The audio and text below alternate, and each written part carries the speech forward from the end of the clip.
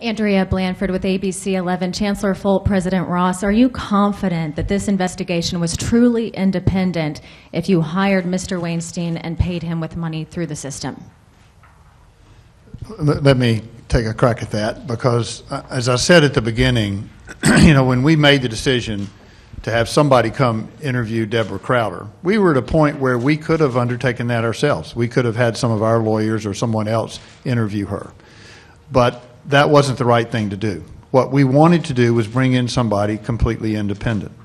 So we went through a process and interviewed law firms to try to find somebody with investigative experience that we believed we could turn this over to that would indeed follow every lead. So you take a look at his resume. He spent 15 years in a U.S. Attorney's Office prosecuting cases. Cases involving racketeering, cases involving all sorts of conspiracies.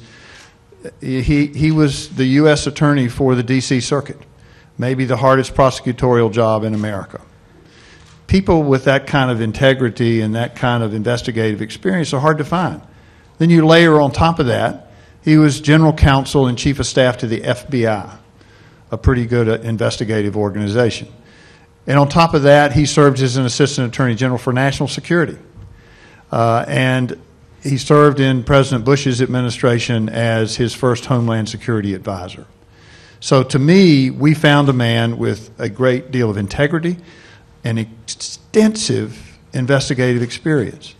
And then we turned it over to him, as I said earlier. I am absolutely satisfied that he was completely independent. And just to get to this question over here about cost, it's going to be very expensive for the university. And again, we were faced with a decision. Maybe we could have avoided all this cost if we wanted to avoid getting to the truth. But that's not what we wanted. We wanted to get to the truth. We found the right investigator, and we'll pay the bill for it in many ways, unfortunately.